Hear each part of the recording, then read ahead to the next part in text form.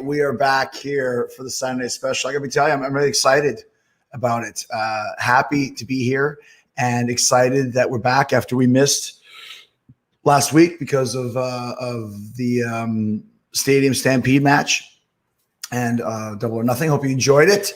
Hope you enjoyed everything about the show. I know I did. I have gone on the record as saying that that was probably one of my top 10 favorite things I've ever been involved with in my entire career, which most people agreed about and some people didn't. So we're going to talk about that tonight. But there's lots to talk about. First of all, let's start off with a little bit of a cheers here.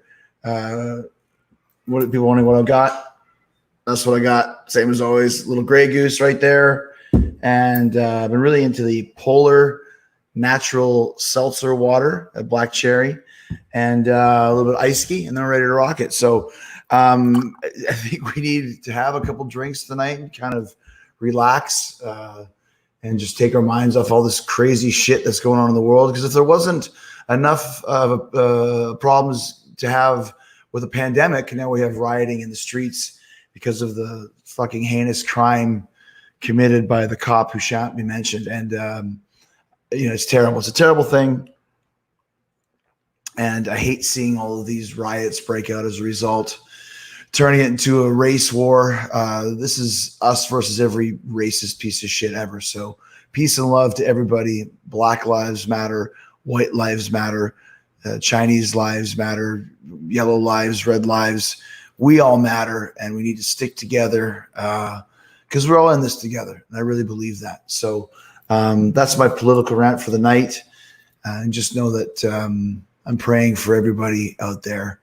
And hopefully we will come through all this, as I know we will, and get back to the business at hand, which is becoming better people and better humans and being a better human race. So there you go.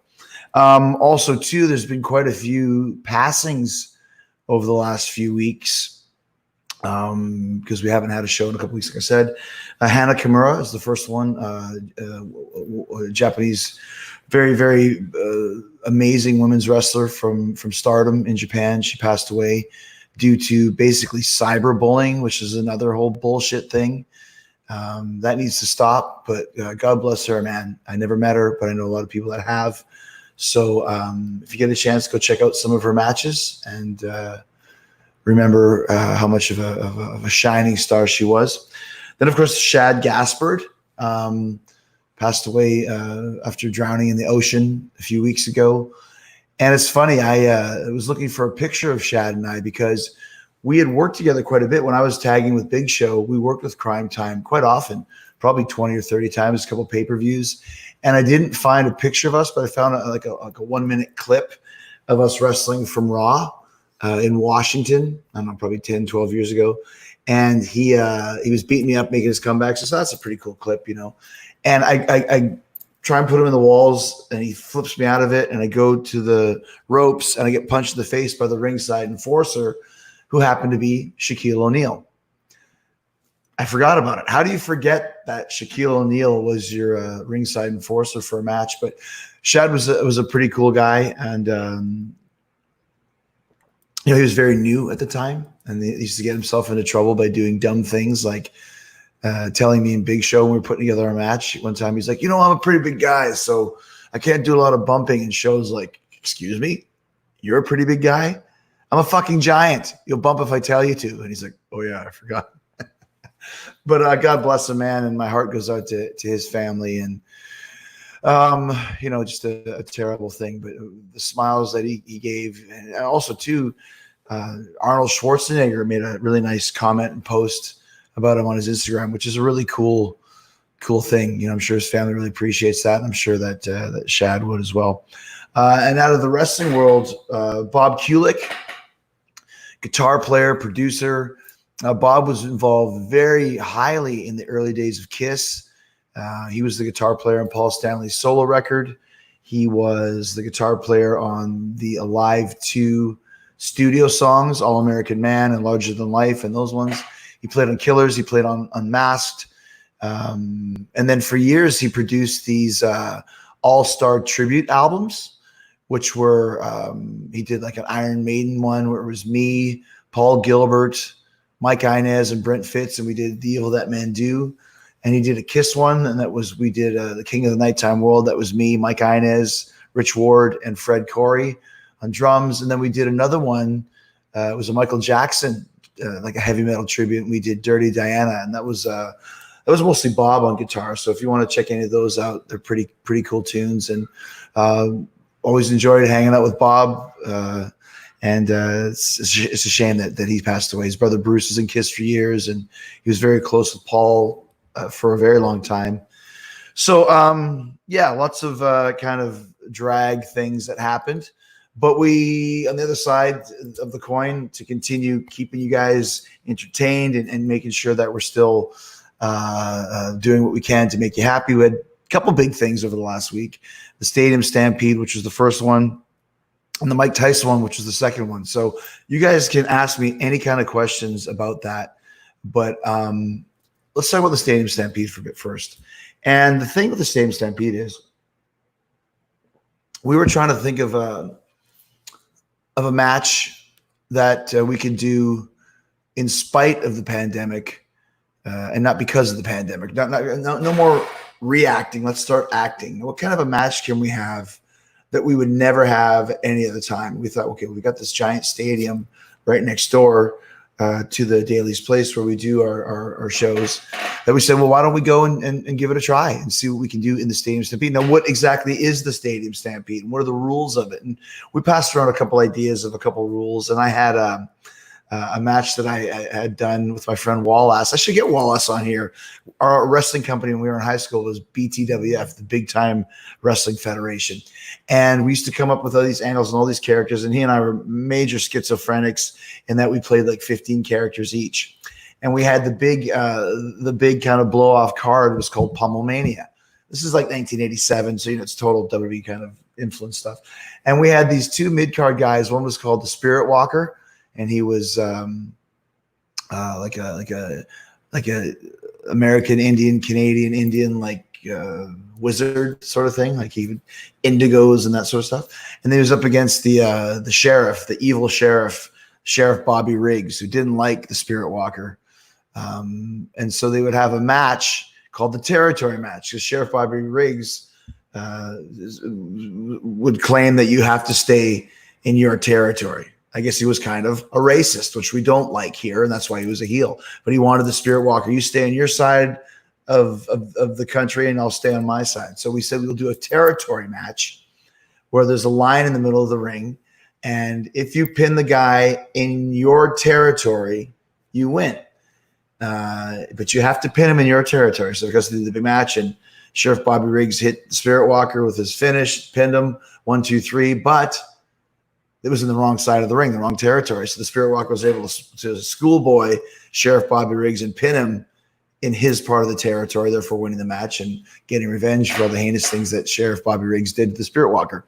But so I was thinking, I wanted to try kind of incorporate some of those ideas into the Stadium Stampede. Like maybe you could only pin somebody like on your side of the football field, or maybe you had to get them into the end zone. And of course they were like, that's just ridiculous. Like, we don't really know what that means. And we probably could have make it work. We thought, let's just make it a big, giant spectacle. We had done the street fight a week or two before that, where we fought through the concourse to the edge of the stadium. Now let's see what this whole stadium looks like. And so we went there on Thursday to go inside the stadium. And when I walked in the stadium, I was like, oh shit. Like, there's literally nothing but a giant football field and a giant empty stadium with, 80,000 empty seats in it, right? So I'm like, well, we're going to need some stuff here. We have to make this into something. Like, what are we going to do? So we had a ring in the middle of the stadium, as you do. And we thought, well, okay, we had the idea of doing the grandiose football entrances like the NFL. And then, of course, I had the idea to have the inner circle wear all matching football uniforms, which, by the way, that was Michael, QT Marshall went above and beyond to get those done, to get those made. So, okay, so we'll have the giant football entrances, and we got a ring in the middle. So then we can go start in there, and we'll do what's called a shotgun, which is usually towards the end of a long match where one guy does one thing, someone else comes in, and so on and so on and so on. And we said, well, okay, that we can do that. And then let's pair off, and we'll pair off into our own separate worlds. I'm taking pictures of some questions because questions move by so fast here, because there's so many of you watching, and thank you for that. By the way, welcome once again. Cheers to you guys. Thank you. So we said, we'll pair off into our own different worlds. So I'll stick with Matt and Nick because I slammed the door onto Nick's head in Salt Lake City on March 11th, which was, it might as well be a lifetime ago. It was the last live show we had before the world went insane. But I did that to Nick, so we'll stick together and we'll fight over to the goalposts.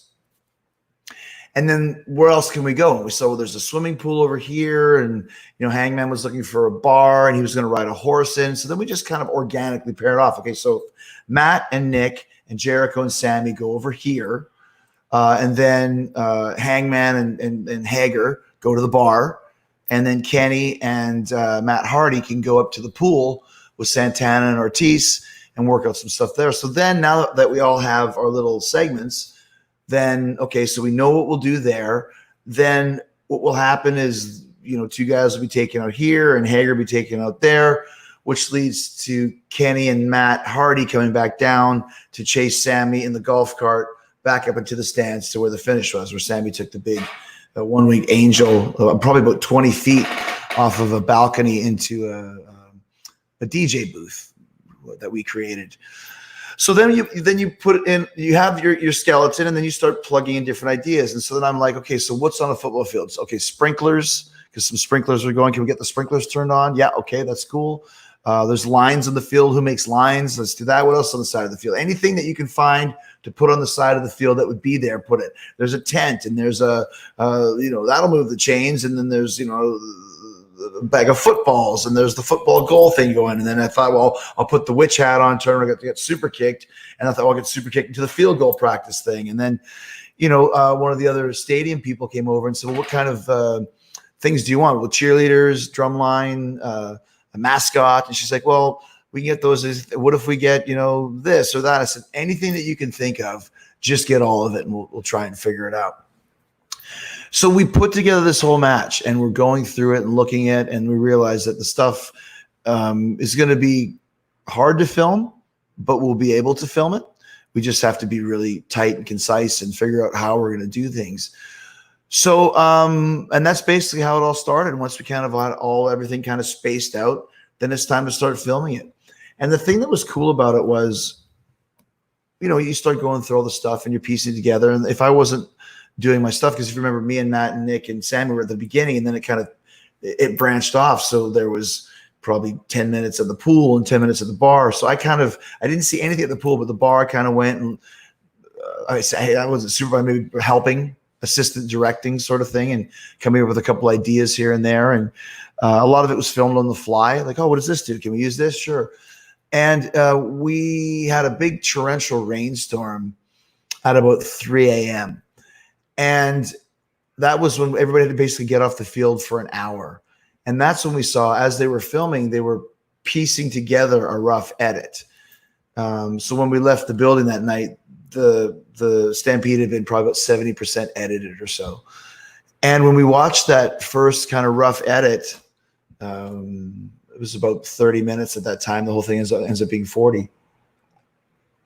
All of us were like, holy shit, this is amazing. Like, this is super cool. And that's when I started, like, I knew this is going to be good, but that's when I started going, this is something that's never been done before. And that's why I love this match so much, because it's a combination of 10 very creative guys with a creative mindset, similar mindset.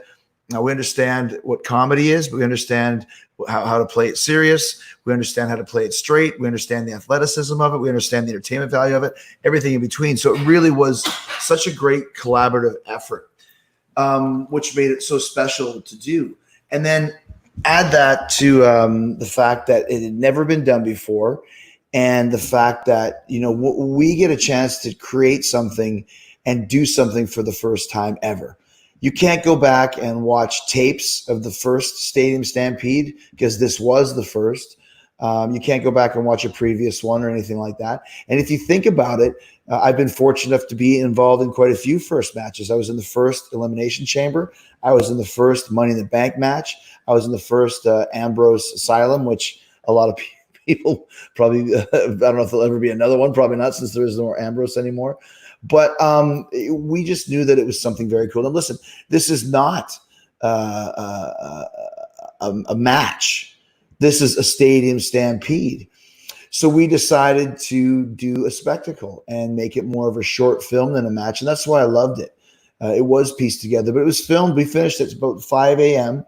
So you're looking from 9 p.m. to 5 a.m., probably closer to 10. We filmed it over 7 hours. We had about 3 or 4 hours to edit it, and we put it up there. And that pay-per-view, that Double or Nothing, was the biggest pay-per-view we've ever had. So most people loved the match, thought it was one of the best things they'd ever seen. 6 stars, whatever. Other people didn't like it, and that's fine. No problem with me. But most importantly, I liked it. And Matt Hardy liked it. And the Jacksons liked it. And Kenny liked it. And Sammy liked it. And everybody that was involved with it said the same thing. This is one of the best things we've ever been involved with. And we were so excited to unleash it on the world, so to speak. And when we did, I think it was more than greeted the way that we hoped it would be greeted. So there's a lot of different little stories to tell within there, but I will go and ask you guys some questions first to see what you guys thought. And Curtis Dare didn't like it. Oh, okay. Well, that's right, buddy. If you didn't like it, that's fine. I loved it. And anybody that paid money for that pay-per-view will say they got their money's worth. Rob Gushu from Facebook says, how different was it doing the cinematic versus a live show? And are there more considerations for another cinematic match eventually? It was different because it was filmed. So, you know, for example, like the ring entrance, the very first ring entrance, the Inner Circle ring entrance to Judas, we did it and then said, cut, we got to do it again. And I was like, already? We're already refilming the first thing? And then I knew, okay, we're going to be here for a long time. But the reason why, I mean, I wasn't too keen on filming it on Friday. They originally wanted to film it on Thursday, and I said, no, we can't. And they're like, we're worried about editing. I'm like, dude, we need a day to go through this stuff. And like, you know, if we want cheerleaders, well, we could, you know, it's like if we needed an elephant, well, we can get an elephant for you tomorrow, but we can't get one for you tonight. So let's just go through it on Thursday, figure out all the things that we want to get, give the list of wants and requests and props and ideas. And then on Friday, we'll come back and see if we want to change anything and whatever it may be. So the difference is that obviously if you have a live 40-minute match, you're in, you go for it, you do it. If something goes right, great. If something goes wrong, that's fine too. But this one, I mean, we have the option to retape it. I mean, but some things, I'll tell you what, the bar scene was pretty much done verbatim. One take. They didn't redo anything. Most of our stuff was redone. The whole fight scene that Nick and I had on the sidelines, that was all one take. And then we edited in Matt and Sammy doing the Northern Lights down the field. The idea of the recall flag, I wanted a review of the play that was Tony Khan's, which was great. And I didn't know what the hell he was talking about because I'm not a huge NFL fan. So I had to go Google what that meant. So there was a lot of cool stuff. Like I said, you have a lot of people collect. This is my favorite part of what wrestling is. It's not just one guy or another guy. It's like writing a great song with your band. Everybody contributes. And that's where you get the best work from your artists, you know, and we're all coming up with stuff for everybody else. You know, the Nick Jackson running up the bleachers, that was my idea. Why? Because it's never been done before. And then we edited it accordingly so it looked like he was coming down fast.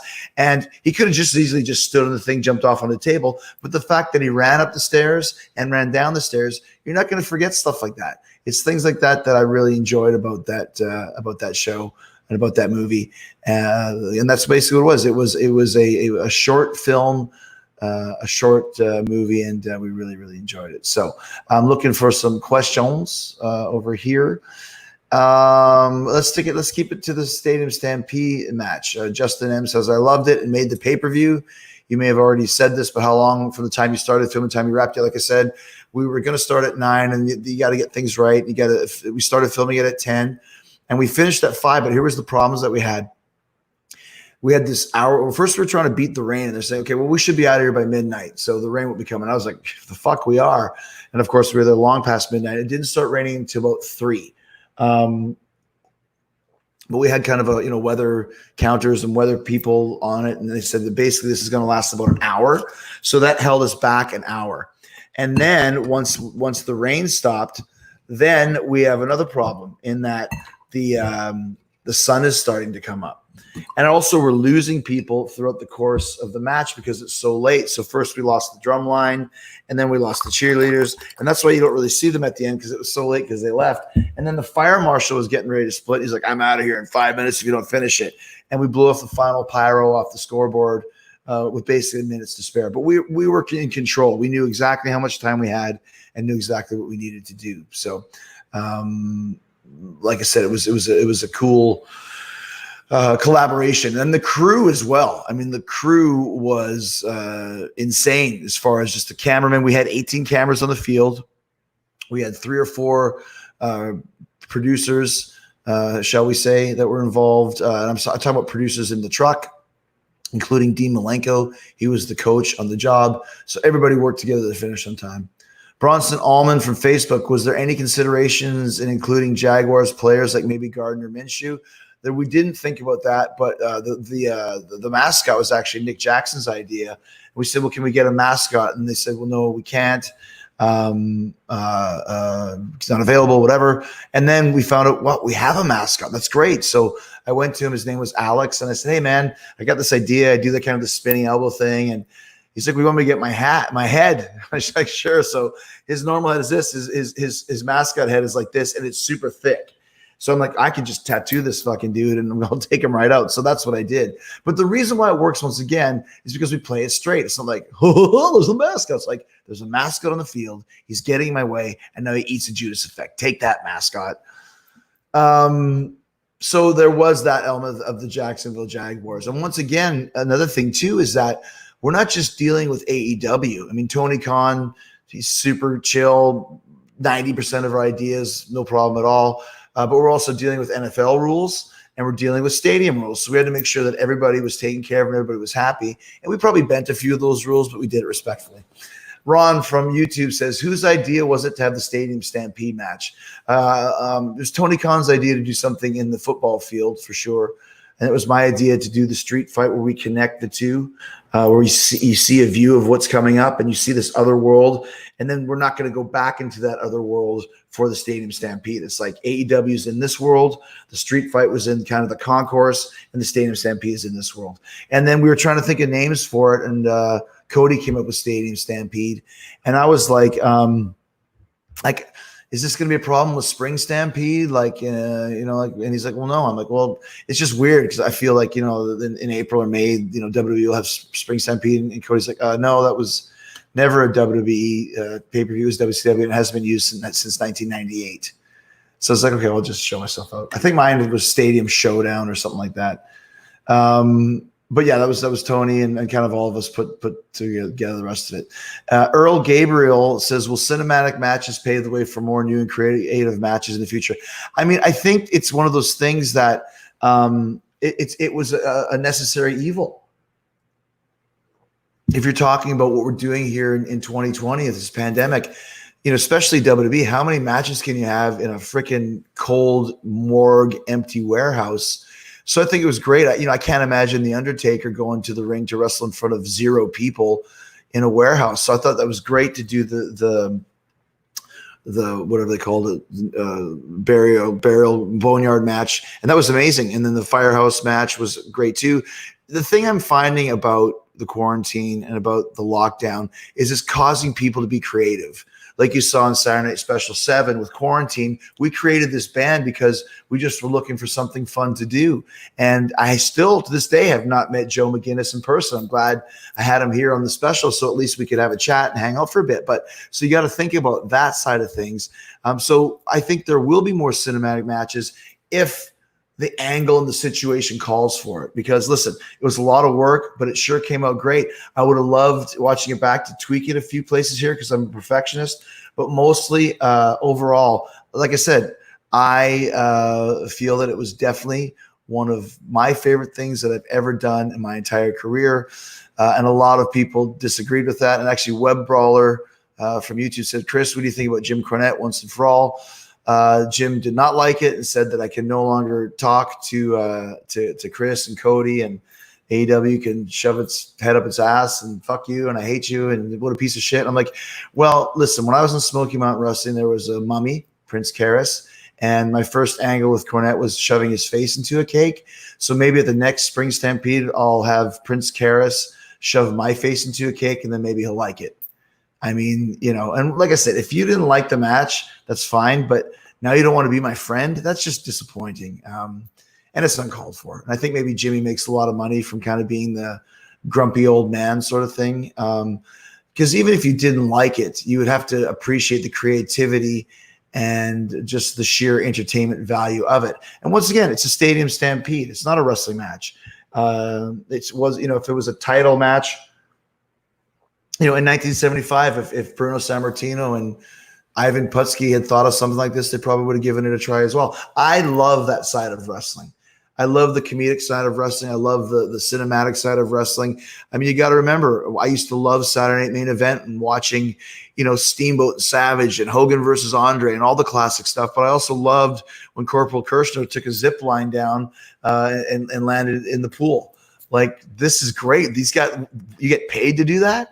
So I'm a big fan of it. You can see in every character I've done the comedic side. But much like the thing we did with Tyson this week, if I can just segue out, when we did the Inner Circle pep rally, we're giving each other presents, and Sammy gets a scooter, and Jake Hager reads a poem, which was hilarious, and it was his idea, and he wrote it himself. No writers there, kids. No approvals needed. It's just ridiculous, goofy stuff. And then the moment was like, what would you like, Chris? What would I like? I'd like Mike Tyson's head on a platter. And then everything changes, and people are like, ooh, that was serious. So you have to know when to play it straight, when to do some comedy, and when it's time to get serious. And that's called changing gears. You're going to hear that. You don't just change gears in a ring during a match. You change gears during a promo as well. And you can change gears on your show with the matches that you're doing. So we really had some great gear changing with the Stadium Stampede. Mark, I'm sorry, I can't pronounce your last name, from Facebook, was laughing about Ortiz saying, I can't swim. Dude is 3 feet of water. Once again, he played it straight. The bell ringing. Oh my gosh, when Ortiz got his bell rung, that is one of the funniest things I've ever seen. He's just a genius. All the guys in the Inner Circle. Someone asked earlier, who's the weak link of the Inner Circle? And the answer is none. They were saying, well, why is it Sammy? And why would you answer Sammy? And it was who is the weekly Inner Circle, and why is the answer Sammy Guevara? And that's the opposite. Sammy's become one of the biggest stars in our company because we know what he's capable of, and he's just perfect at that role. When he gets chased at the beginning of the Stampede on the horse, and then finally at the end he's crawling through the field with the sprinkler, kind of wakes him up. And then he thinks, I won, I did it. I got that from, if you guys have ever seen Cabin Fever, the Eli Roth movie, where the guy comes out, I think his name is Joey, he comes out and he was super crazy about not getting the virus. Sound familiar? And then he comes out, he's like, I did it, I won, I'm alive. And then the cops come and shoot him because they think he's infected. That's what I wanted from Sammy. Like, I did it, I'm the last man standing, I did it. And then here's that noise. Oh, shit. Turn around and does the mad dash again. He's just got that face and that run. What a great performer. When we put together the Inner Circle, I didn't know what to expect, because we picked the guys we thought were right, but it's like putting together a rock and roll band. You don't know what the chemistry is going to be like. And here we are 8 months later, and we're still one of the hottest acts in AEW and the hottest heel act, or whatever you want to say, and the chemistry is great, and we legitimately enjoy working together. Those are 4 very good friends of mine that weren't necessarily when we started, so thumbs up to that. Chris, love the Stampede match, says James Pemberton. Are you in the Inner Circle going to do blood and guts against Tyson and his crew? James, are you trying to kill me? Are you kidding me? Did you not see how crazy those guys were? And here's the thing. People are used to wrestling us. Oh, it's all fixed. It's all a show. Listen, it's a show. We put it together. But when you're with Mike Tyson, there's no rehearsals and there's no, scripts. There's no proving of what he's going to say or what he's doing. We went over something when he got in the ring with a bunch of guys, by the way, that I had no idea were even going to be in there. I hadn't seen them ever in my life. You just go with the flow, and that's my job to do that. But I know Vitor Belfort was like, should I double leg someone? Should I double leg someone? I'm like, no, it's just going to be kind of a scuffle. I told Jake, I'm like, dude, if he double legs me, please get on top and help me out. But listen, I think there's a lot of stuff we can do with Tyson. I mean, Vitor was there, Rashad Evans, who we did not announce on camera. That's on us because once again, all these guys are just in the ring, and it's like, what? Henry Cejudo. I mean, talk about Tyson. Like, tell me about Tyson's gang of murderers, row of guys coming in the ring. And that's why I said when this scuffle starts, I want like 30 people in the ring as quick as possible, like within seconds. And I even asked Dean, made Dean give me the list, and there was 31 people on that because I was like 10 people, not enough, 20 enough. I want 30. I want more than 30. We got 31. Perfect. Chris McKinnon, was there any spots that you guys thought of but decided not to do at the last minute? That's a good question. I mean, I think, like I said, my idea, and Tony liked it too, of kind of doing something in an end zone, which we then transposed to Matt Jackson giving Sammy 100 yards of Northern Light suplexes and then spiking his head on the ground. There isn't anything that I can think of that we didn't do. But let me ask, what is there possibly that we could have done that we didn't do? So there might have been something or other. I know originally I wanted the line to drive over me, and I thought it was kind of more of like a vehicle or something. No, first I was thinking it was like a kind of like it was, but then they said it was a vehicle, like it actually like a driving lawnmower. So then I thought, well, that's not going to work. So can we get something from like a high school football field, like where they just push it? So. Once again, like I said, that's why it was good to have that extra day to plan and decide what we want to do. Jeff Fool says you picked a great group in the inner circle, but my God, Sammy shines even among stars, and you're absolutely right about that. Gosh, these questions go by so fast. Let's see. Sorry. Other than your match, did you have another favorite match at Double or Nothing? Says Corey Keeler. I love ladder match was great. Darby Allin was insane. I thought Cody and Lance Archer had good, and I actually really liked Brody and Moxley. Once again, two guys that came from WWE that were completely different performers there that have emerged into something so amazing here. Alex King, Matt Jackson's Alex Wright celebration was hilarious. Yeah, that was my idea that he's going to score on it and do the touchdown. He goes, yeah, well, then I'll do a touchdown dance. I said, yeah. And then like sometimes when the guys do that too much, the referee gets mad and gives them a flag. So the flag would be for excessive celebration, and then you super kick them. So I don't know all the spots, whose were whose, but I know which ones were mine. So of course I'll tell you that one was mine. Like I said, knocking out the mascot was Nick Jackson's idea though. So there you go. And that's the thing. We're working together to put together stuff for everybody, And even like when we did all the dives, I was like, well, at least let's give Sammy the last dive, shooting star press dive. So and that was another one that I loved when Sammy gets lost,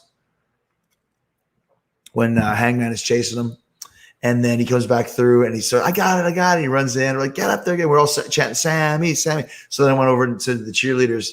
Can you guys start chanting Sammy? And God bless these girls probably had no idea what the hell's going on, but they got into it. They had fun. And so they said, Sammy. And they're chanting Sammy. Sammy, of course, they just shoot star press and just totally bails. Yes. Daniel Farrow says, I can't believe you guys got over 1 million views on YouTube in less than 24 hours of that Tyson brawl. Hey, man, Tyson's hot right now. And that's why it's such a coup from Tony Khan to bring him in. I had no idea he was coming in. They just said, yeah, he's coming to present the title. And then I spoke with Tony about an idea I had. Turns out he had the same idea because if you guys don't know, January 11th, 2010, I literally was in a match with Tyson. He was my tag team partner. He turned on me in a match with DX and he knocked me out. So it's the natural ideas for Jericho and Tyson to do something. So he's hot right now. It was wild and woolly. I mean, that looked crazy. It did not look planned. It did not look scripted, which it really wasn't. So I'm glad that we got over 1 million views. And just imagine what we could get if we actually are able to put this match together. So that's what I'm working on, and we're all working on that. Bob Jones, any chance to get Chris Chan on your podcast? No. So I'm sure you probably got a laugh out of that. Thanks, Bob Jones. Let's see. Gary Marito, I laughed so much during that match that my throat was raw. Well, thank you. You say your throat hurt. You can't say raw here when you're talking about AEW. Oh, yeah. Let's see what else we got. What was your guys' favorite moment of the Spring Stampede? Do you have any? Let me know. Seamus Lennox, that's a good name. Seamus Lennox from YouTube says, is the Inner Circle done with the Elite? Any future plans or matches? I think you have to remember that the very first episode of Dynamite was the Elite and was the Inner Circle attacking the Elite and leaving them laying. That was the formation of the Inner Circle, if you remember. So I think it's good for us to get away from each other for a while. That was a great blow-off match, as we call it. But, and that's also another reason why I wanted the Elite to kind of drive a stake through the heart of every member of the Inner Circle, which they did. I mean, Ortiz got his bell rung and got taped to a wheelchair. Oh, that was the spot. Okay, earlier someone said, is there a spot that you were going to do that you didn't? And the original idea was to tape Ortiz to the wheelchair and push him in the pool, but Tony didn't want that. And we decided that wasn't right anyway. So we just tied him to the wheelchair and then just had him kind of there. And then Santana got put into the ice chest, which of course was taken from me putting Matt Hardy in the ice chest a week earlier on the street fight. Hager, I mean, gosh, those guys made him look like Andre the Giant in that fight, which was amazing. I was like, how do you screw up a guy like Jake Hager in WWE? But that's for another show. And of course, Jericho gets splashed with the giant sprint down the steps, off the railing, splashed me through the table, and then of course Hangman comes down whistling, which is like, and then puts the white line over me, and then of course Sammy takes one of the most wicked bumps I've ever seen in my life, and that's what we do. That's what the bad guys do for the good guys when the time is right. So I think it's good for us to get away from the Elite for a while and kind of, as Fleetwood Mac would say, you can go your own way, which we will, and then we'll get back in business when the time is right. Lisette Whammer, poor Sammy took so much shit during that match. He was the VIP, though, and you're right. He was the VIP, though, and he's going to continue to great YouTube name. Any response to what Brian Last said about you today? Oh, my gosh, what did Brian Last say to me? And Brian Last could come up to me and spit in my face, and I wouldn't even know who he was, so what do you think of Cornette's rant about the match? Well, like I said, he's so out of touch, and he is out of touch. But I also think he does this on purpose because he knows it gets him attention and it gets him clicks on his podcast. So, and I love Jim Cornette. Like I said, it's like that's why I'm disappointed in the fact that he said he doesn't want to be my friend because he doesn't like my match. What are you, 5 years old? I'm not going to be your friend anymore because I didn't like your match. Todd Brantley said, my favorite moment was you calling Aubrey Edwards a shitty referee after challenging the near fall. Well, if you watch AEW, you know that Aubrey and I always have a lot of fun in our matches. And once again, another a talent that Chris Jericho has made into a superstar. All right, let's see what else we got. Honest opinion on Aubrey Edwards. I think she's my favorite referee to work with in AEW, which is why I always work with her. Mickey Welch says, what hurt the most of the match? I can tell you that right now. Nick jumps off the railing onto the table, which breaks, and then I fall. Usually when you have a table in the ring, on the floor, it's standing solid, right? So when you hit it, it breaks. This table was on sand. So when he hit me, it just sunk into the sand. So really it was just like, that hurt. And also, also hurt, which was so stupid, was when he super kicked me into the field goal net. I thought the field goal net would be a little bit more supportive, but it just collapsed so quickly. When I landed, I felt like this warm surge all down my ribs, and I don't know what it was. Maybe I like jammed my rib or something. That's the thing, though. It's like that's what happens in wrestling, man. Like you don't even know what you got hurt or how it got hurt, and you don't even care. You just continue on. We really are completely insane. So, oh man, Jose Cruz, are you ever going to recruit a female wrestler to the Inner Circle? I think Britt Baker would be a good fit. I'd be open to it. I'd be open to having a 6-member in the Inner Circle. Of course, we had the little thing with Jeff Cobb, which was great. But to me, it's almost like Iron Maiden. Like I love Iron Maiden with Yannick Gears, 6 guys. It's great. They're an awesome band. But there's something to be said about that classic Maiden lineup with Adrian Smith, Dave Murray, Bruce Dickinson, Nico McBrain, and Steve Harris. So I think the longer we can keep the Inner Circle, just the 5 of us, just the more classic it'll be, because we're already the greatest faction in wrestling history. And I say that with complete confidence and humbleness, because there isn't a better one. And I'm talking about from a charisma standpoint, from a entertainment standpoint, but from a wrestling standpoint, work rate standpoint. DX couldn't have better matches than we can. NWO couldn't have better matches than we can.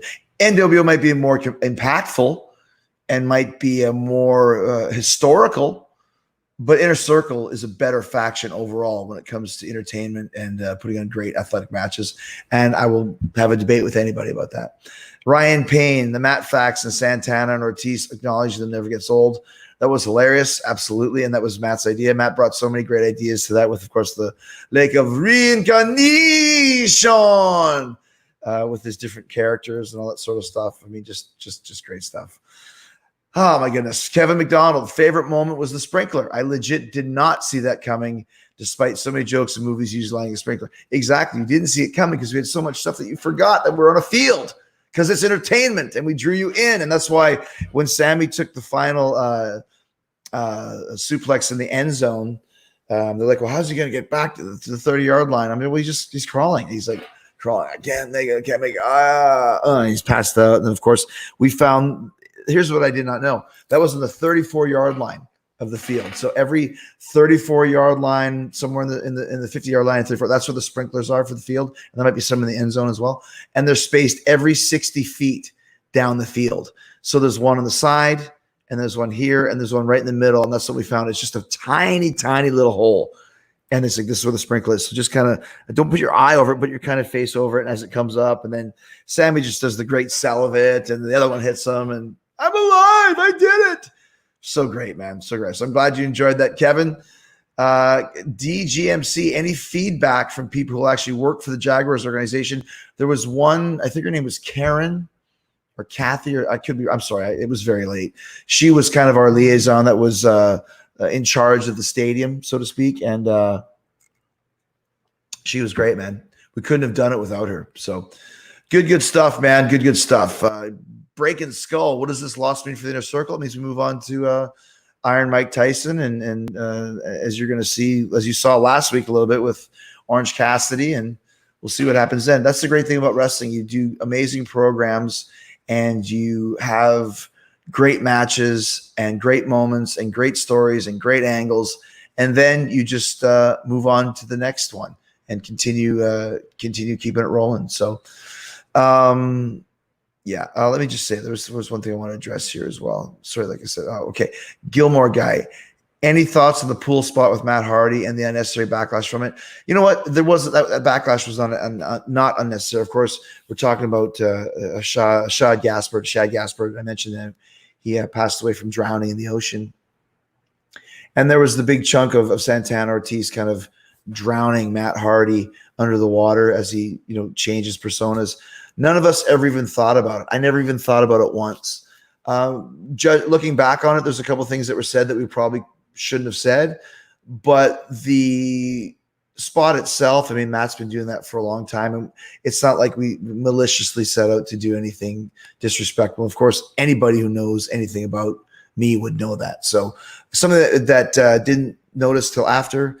And in the future, obviously, we should be more cognizant of it.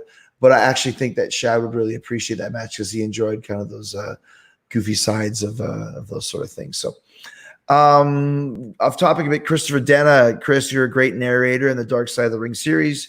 Your great narration and dialogue skills make me think you can do nature documentaries like the great David Attenborough. And here we have the Cardinal. My wife loves Cardinals right now. She's super into Cardinals and Squirrels. Here we have the Cardinal. Here we have the Squirrel.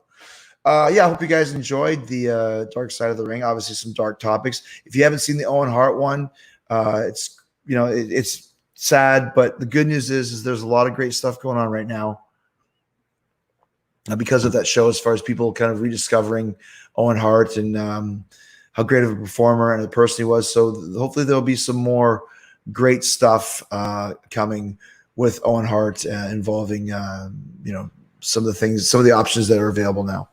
Chad Wilson. Carl Morris, I don't want to tease you. Why couldn't you get Ed Hackley for a cameo? I'm sure all your buddies are laughing right now. Hey, you said your name. Ed Hackley. Fiery Phoenix says, I'm a big fan. Well, thank you, Fiery Phoenix. I appreciate that. Sean Gray says, which Kiss solo record do you like the most? Paul Stanley, featuring the late, great Bob Kulick. Favorite song? Gosh, Take Me Away Together is one, maybe. Tonight You Belong to Me. Wouldn't You Like to Know Me? Bob Kulick. Bob Kulick had such great tone as well. So God bless Bob Kulick. Right. Le Champion needs Ralphus for protection. I just found out Ralphus passed away a year or two ago. So his name was John Riker, Riker. So if you want to Google the name John Riker from somewhere in Florida, that was Ralphus. All right. Chad Wilson says, are you worried that your WWE Hall of Fame stardom is more than likely out of the question, or do you not give a shit? Because I don't give a shit. I mean, I spent 19 years in the WWE. I loved every moment of it. I understand the reasons why I will probably never go into the Hall of Fame, and that's fine. No problem here. I'll be like Axl Rose. If they ever put me in, I'll send a letter saying, I do not accept this invitation, and don't even say my name in public. Matt DeVerglio, when are the announcements for the next cruise coming? Well, we already had some. We announced Bully Ray. We announced Ted DiBiase, $1 Million Man. Hacksaw Jim Duggan. Hello! Of course, Chris Jericho, AEW. Brad Williams is the guest cruise director. Candice Michelle is Candice is the cruise director. Brad is the guest host. And Striper. Can you believe we got Striper and Fozzy on board? So very, very excited about that. Chris Jericho Cruise.com. Darren Bradley really wants to hear you turn up the radio by Autograph for the singing. So let's see what else we got. Yeah. So another great thing about the Stadium Stampede is I just really, really enjoyed the reappearance of Neo. I mean, that's kind of a really cool thought process that, you want to bring him back and you want to kind of have the cohesiveness, because everything that we do in AEW always has a payoff. It never just goes away. There's always something that leads to the next, right? So even this week, I'm working Colt Cabana on Dynamite, which was a great match, by the way. We've never faced each other before. We taped it the other day on Thursday, and I love working guys that are just super awesome, great vets that I've never even touched before.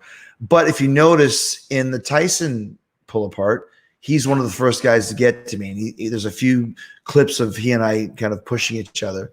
And that was done by design because we want people to know why there's a reason. It's not just a random thing. I actually requested the match because if it wasn't for that fathead Colt Cabana, I would have knocked out Mike Tyson. So now we have a fight on our hands. Joey Anthony, do you feel you've left anything in your wrestling career unfulfilled? Absolutely not. I mean, there was a time in probably 2015, I worked for WWE only on house shows, no TV, just live events, as they call them now. And I was thinking, I'd maybe go back here and there, whatever. Then I came back for 3 months, hooked up with Kevin Owens and signed for another year. And then after that, I thought maybe I'm done. And then I did the New Japan, which led to AEW. Now I'm having more fun than I ever have. It's so rewarding. I love our team. Our AEW team is like a great football team, a great hockey team. We've got our young rookies that are going to be super huge future superstars in 4 or 5 years. Sammy Guevara, Darby Allin, Jungle Boy, MJF. And then you got the guys in their prime, the top scorers, Kenny Omega, Cody Rhodes, the Young Bucks, Hangman Page, Jon Moxley. Then you got a couple kind of the vets that have won multiple championships that can tell you how to win a championship in Chris Jericho and Dustin Rhodes. And you put that all together, and I think any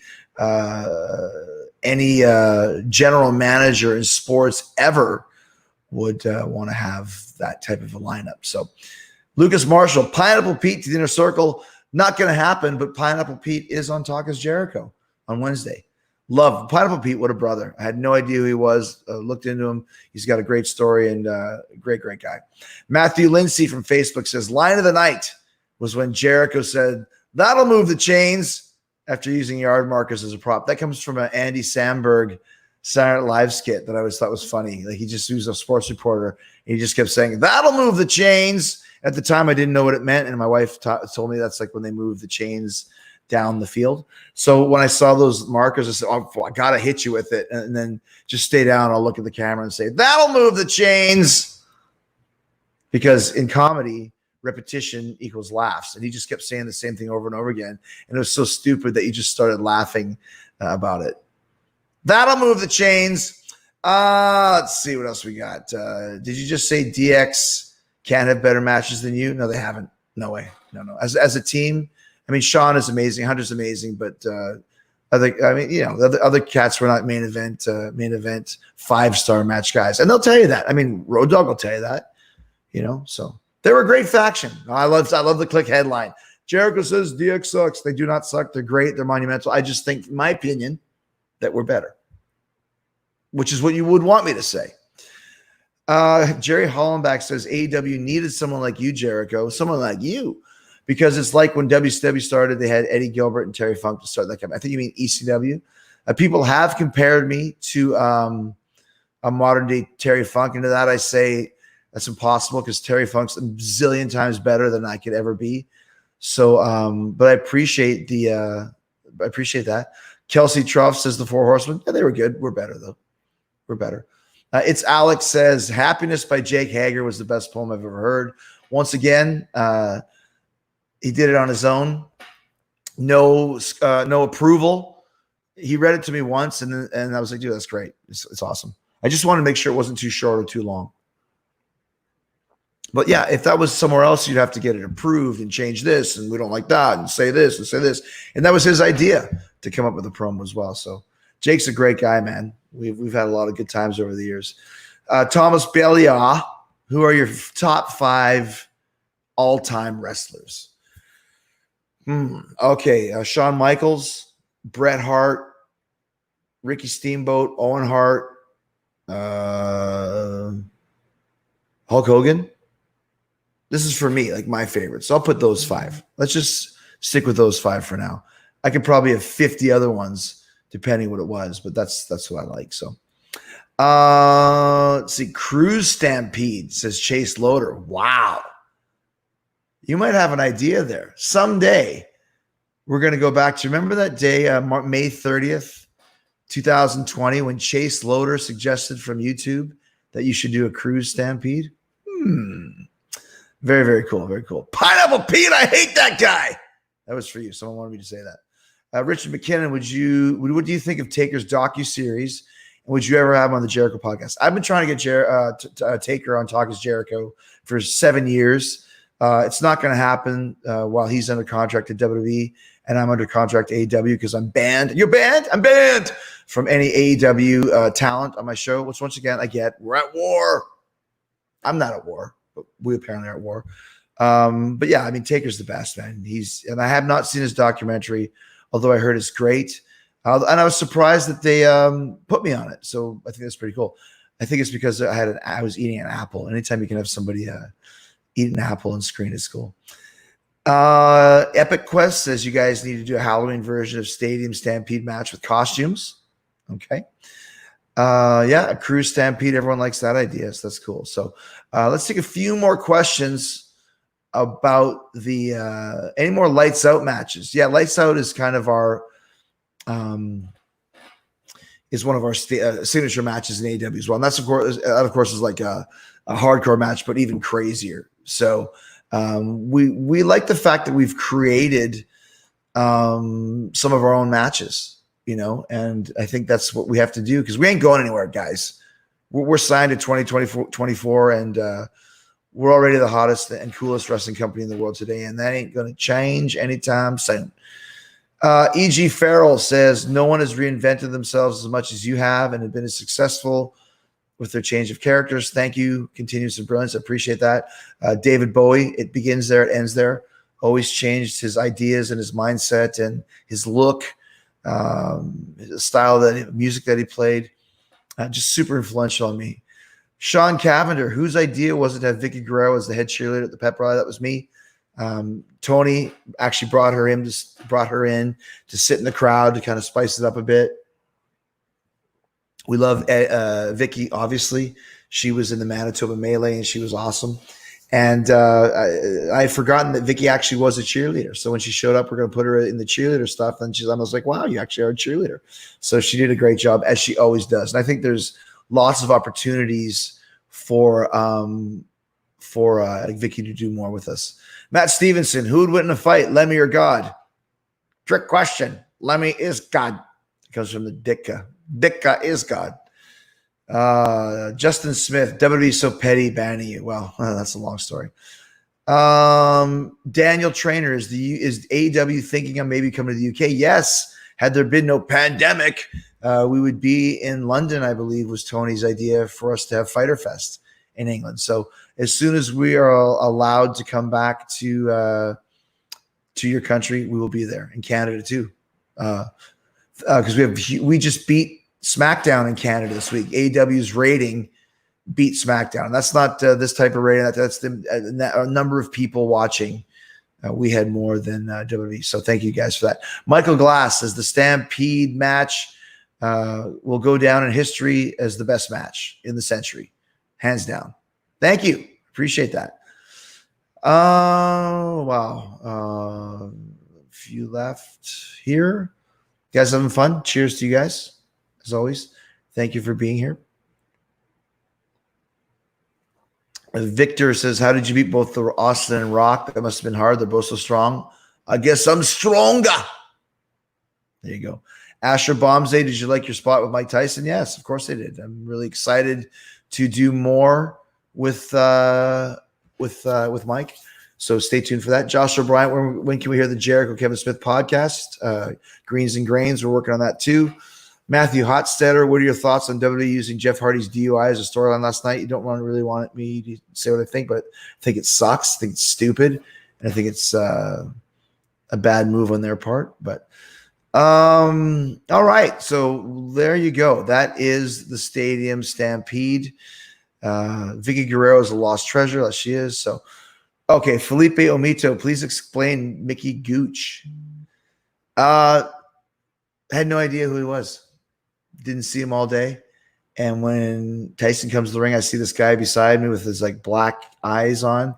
And when Tyson's ripping his shirt, which I asked him earlier, by the way, do you want to rip your shirt off? He said no.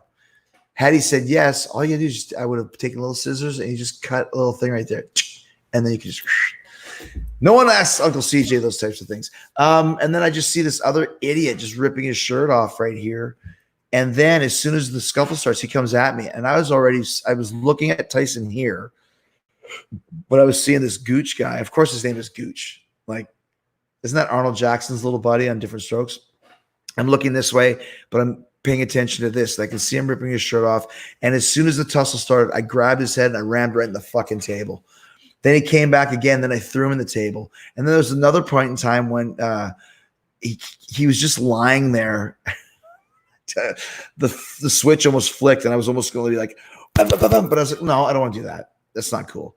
And he might be Tyson's friend, which he is, but I'm like, Gooch, what are you doing? Like, if this was 10 years earlier, the Gooch would not have been as lucky as he was, but he was pretty bruised afterwards when I saw him. So there you go. Juan Cenero, such a Gooch thing to do. You probably know Gooch. Yes. Jeez, man. Search One says, man, that Tiffany sure can talk. Tiffany is on Talk is Jericho this week. That's right. Tiffany from I Think We're Alone Now. The Gooch was Arnold's bully, says Hershey scored 27. Yes, that's what he was. Where did Floyd come? The idea of having the bat. I needed a bat to destroy Vanguard 1. So I used it the week before just to kind of introduce it. And I was looking for a name kind of like Negan had Lucille. And I thought like a name like Floyd, it's kind of nondescript, but if you're saying it in a crazy way, it'd be kind of scary. And plus, my dad played with the St. Louis Blues from 75 to 77, and he had a teammate called Floyd Thompson, who was a defenseman, who got knocked out on the ice and swallowed his own tongue. Now, this is not an NHL old school exaggeration. You can look it up. There is guys that have had this issue of swallowing their own tongue. So do not swallow your own tongue. That sounds pretty crazy. So Floyd Thompson did that. So yeah, Floyd the Bat is a tribute to the tongue swallowing man known as Floyd Thompson. Let me see. Please talk about Chef Gordon. Geez, you guys got a lot of questions here, and these questions go by so fast. It's so hard to get on everybody. Whose car is that Mox took from you? That's Shad Khan's car, and it really is $750,000, if not more. All right, last few questions. Let me think. Tell us an Aussie story. Wow, do I have? Of course, I've got an Aussie story. So back at about 2002. Ozfest was going on. So Zach Wald and I were pretty close friends at the time. So we drank a bunch of beers, and we decided, it was like July 4th or something. We decided to go in the parking lot and play baseball because it was July. So we're throwing, he's batting, I'm throwing, because of course he has a baseball bat and a ball and a glove on his bus.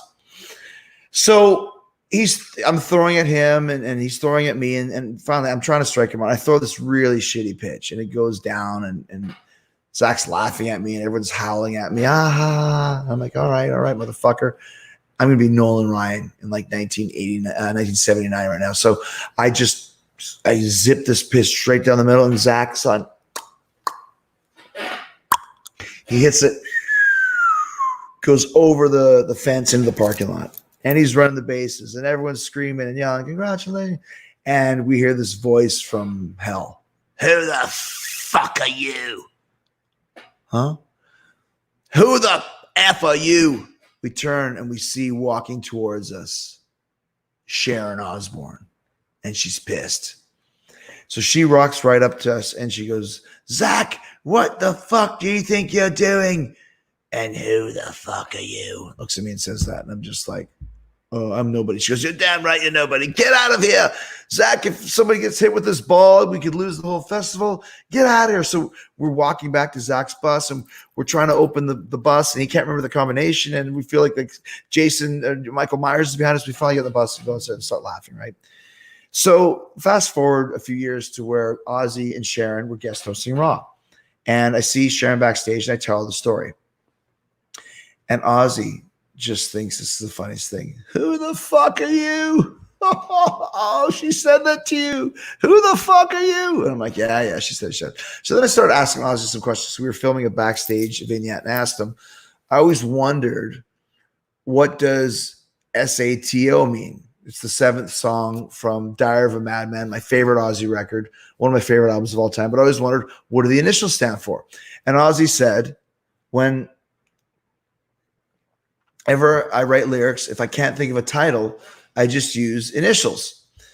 So at the time, I had just gone out to dinner with me and my wife and my ex-wife and her husband.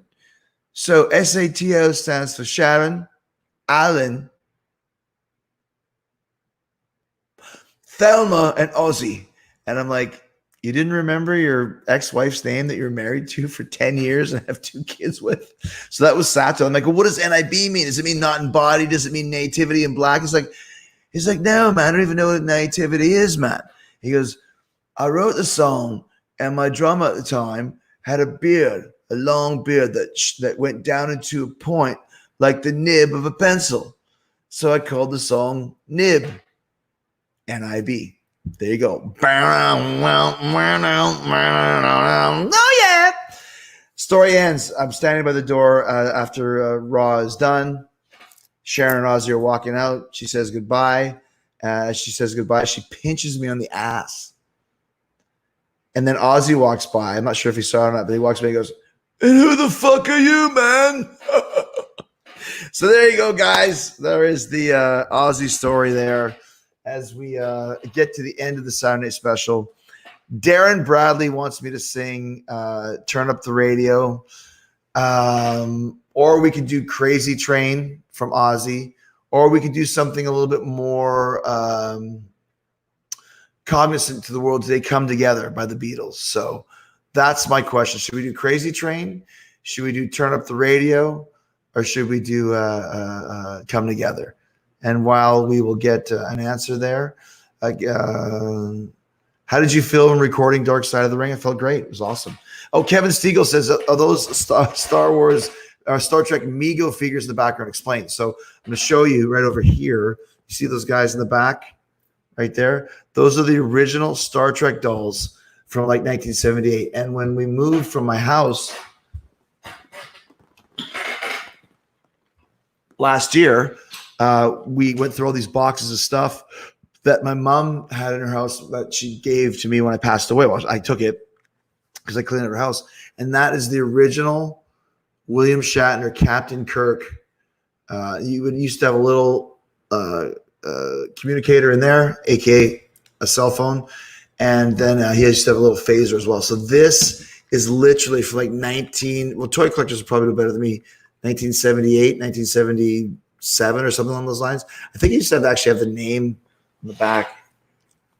It doesn't. But yeah, that's the Mego original figures. That's the original. I did not buy this at a toy store. I did not buy this somewhere.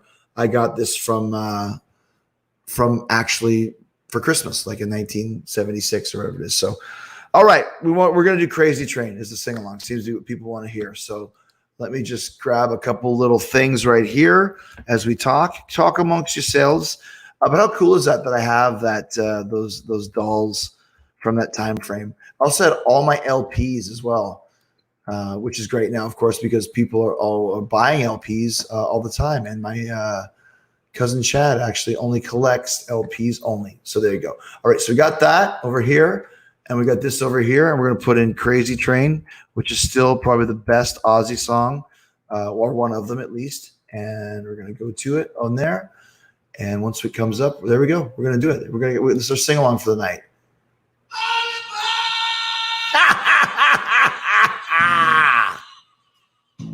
You ready? Here we go.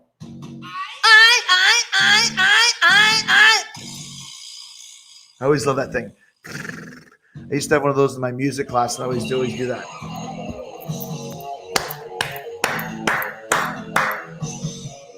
Aye, Saturday Night Special 6, baby.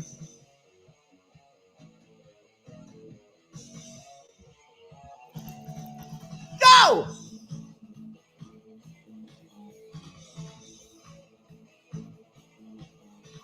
Crazy, but that's how it goes. Millions of people living as foes. Maybe it's not too late. Learn how to love and forget how to hate. The mental world's not healing. Life's a bit of shame. Going off the rails of the crazy train. Going off the rails of the crazy train.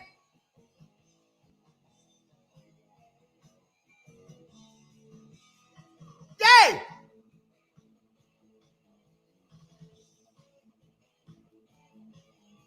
I listen to preachers. I listen to fools. Watch out the dropouts who make their own rules. One person condition to rule and control. The media sells it, and you live the role. The mental world's still screaming, driving me insane. I'm going off the rails of the crazy train. I'm going off the rails of the crazy train.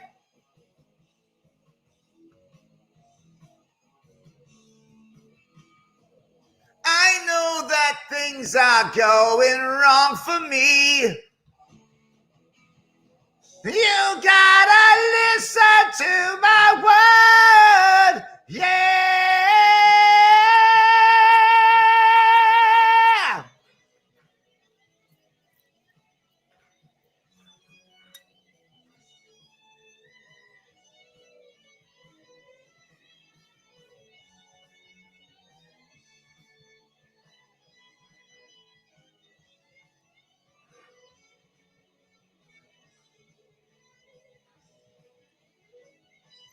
Hey! Hey! Hey! Hey! Hey! Hey! Hey! Hey! Hey! Hey! Hey! Hey! Hey! Hey! Hey! This is fun. It's fun to sing these tunes, man. Makes you forget all the shit that's going on. Yes, of the Cold War. That's what we become. Inheriting troubles. I'm mentally now crazy. I just cannot bear. I'm living with something that just isn't fair. The mental wounds stop healing. Who and what's to blame? I'm going off the rails on a crazy train. I'm going off the rails on the crazy train.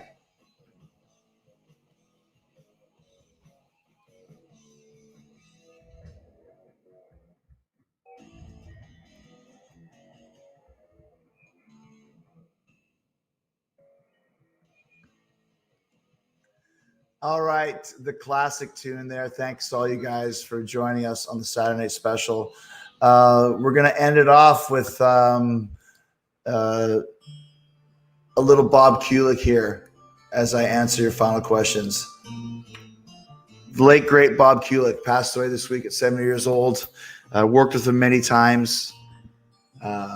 Great guitar player, and he was Paul Stanley's partner on the Kiss Paul Stanley solo album from 1978. He was actually almost in Kiss, so Ace Frehley got the gig, but the Kulick partnership with Kiss continues to this day, as Bruce Kulick, of course, is in quarantine.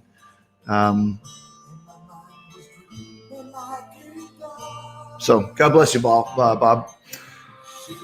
Greg Howlett said Love and Chains in honor of Bob. We're going to do this one because it's longer. So there you go. Chester, you feel like you're going on a crazy train? Me too. JT Stiegel, who's your favorite Star Trek character? Got to be Bill Shatner, baby. What a great guy. Captain Kirk for sure.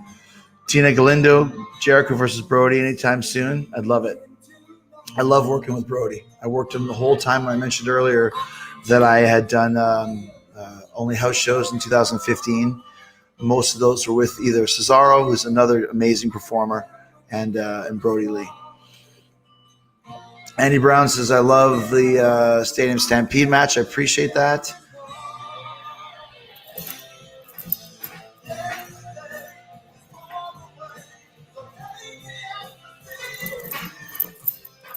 What a tune. Hold on, Amy, come back. Come back to me, Amy. Amy just had a great. Amy would like to say, hold on, can I put this up? Oh, there you go.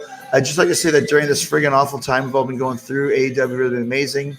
I've been sat at home, furloughed, not knowing next time I see some family. Anybody loved every Wednesday. AEW literally been the light during all this shit. So thank you. Thank you, Amy, and thank you for helping me realize that I could actually show you guys' comments on here. So thank you. That's right, he did, Scott. This is Bob Kulick. He played an All-American Man, Larger Than Life, and Rockin' in the USA, maybe, right?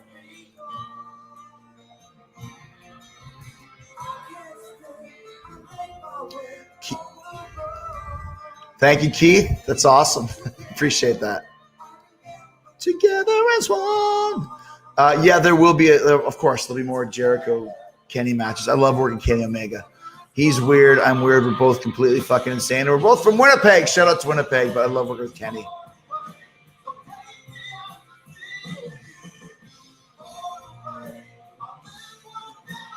I promise I wanted to do it tonight, but Crazy Train, we were talking about Ozzy, and it just feels better because it's kind of a crazy day. But thanks, Darren. Thanks for listening, man, and watching. The dream begins, sets me free. Thank you, Vinny. I appreciate that, man. Great picture, dude. Oh my gosh. Crazy Vinny. Do you really want me to answer that? The answer is yes.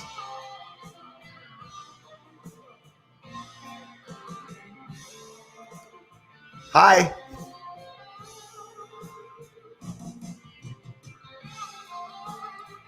Damn right. We'll be back next week with our first legit sponsor. Not just Start With the Dream by Joey Cassatt. Listen to Solo.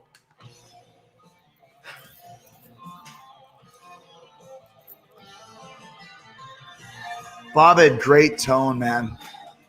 Such a great player. Bit of a serious question. How much do you think this quarantine stuff is going to affect things like the indie wrestling scene? I mean, I think just like everything else, it's going to bounce back, man. It'll bounce back when it can. Indie wrestling's so hot right now because wrestling's so hot because of AEW. AEW helped make wrestling hot again.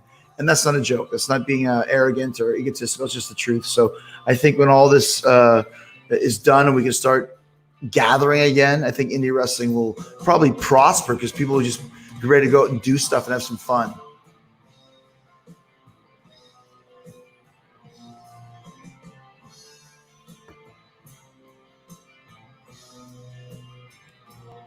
You're a shitty referee, Lance.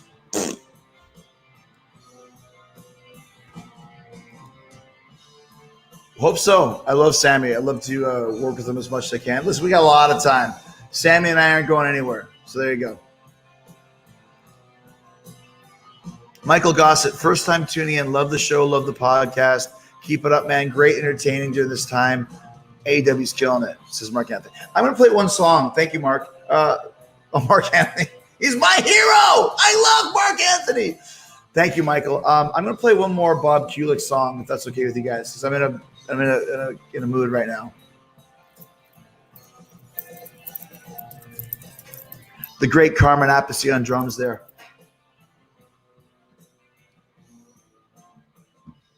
Here we go. Bob Kulick.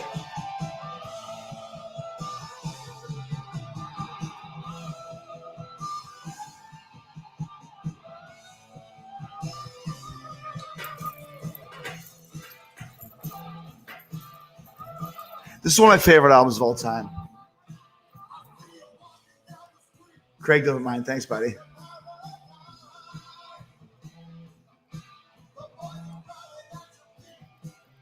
He's another stud. Glad he's with us. It's been a long time coming. He tore his bicep in January, but we're happy to have Brian. And Brian was on the first Jericho cruise, and I scouted him. But Tony loves him too. So, Melissa, I feel the same way. I work at the hospital. It's been exhausting watching AEW. Always puts a smile on my face. Hey, Melissa, thank you so much for working at the hospital. That's awesome. We appreciate that. It really means a lot for you to sacrifice what you have.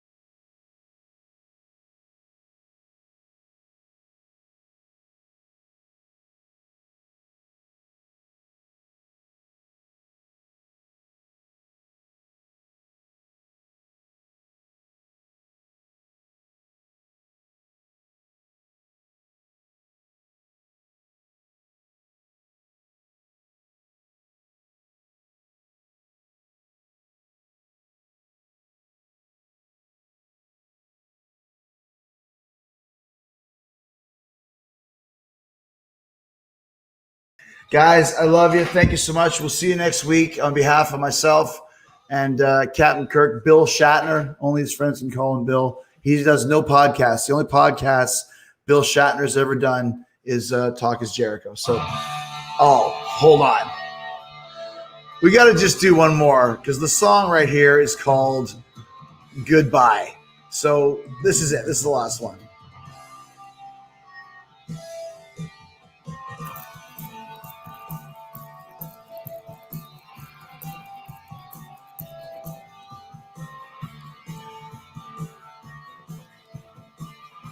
We hope so. Hope you guys don't mind just jamming with me right now. Not tonight, but we will. So one of these days, let's just pull a total all-night Saturday night special. We'll be down to like 7 people at the end of it, but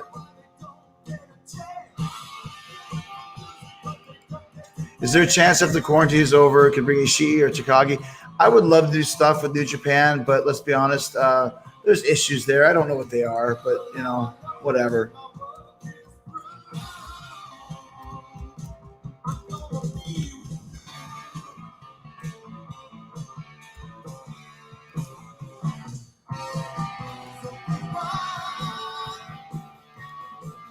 I'm not talking as much because I'm listening to the tunes. So if you guys want to split, you can. If you just want to jam with me, we're going to be jamming right now. These questions go by so I don't even know what Brian Last said about me.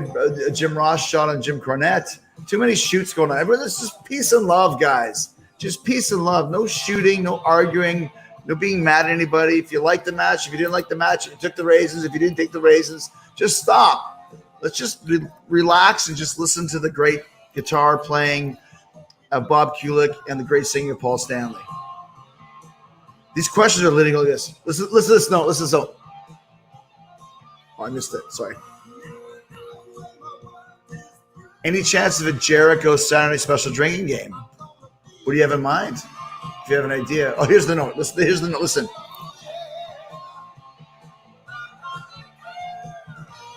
That's awesome. With the guitar. This guy said great. Shaq by far.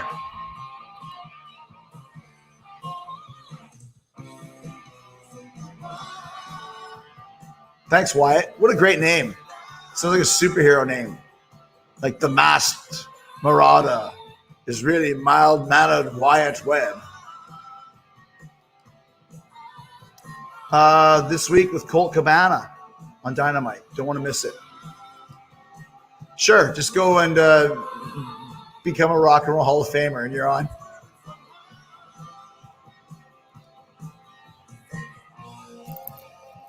I'm on the run, so I must go.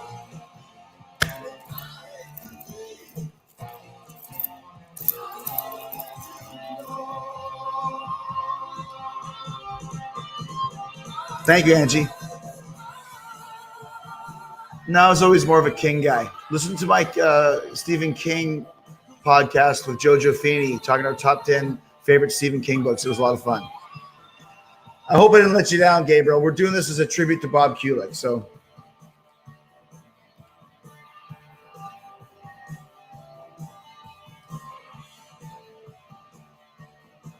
all right, guys. Hug the ones you love. Tell them that you love them. And peace and love, okay? No racism, no riots. And when I say all lives matter, I mean black, white, all of us. We're all in this together. So I love you guys. Thank you so much for a great Saturday special. And we'll see you next week with our first sponsor. Cheers, guys. Aye.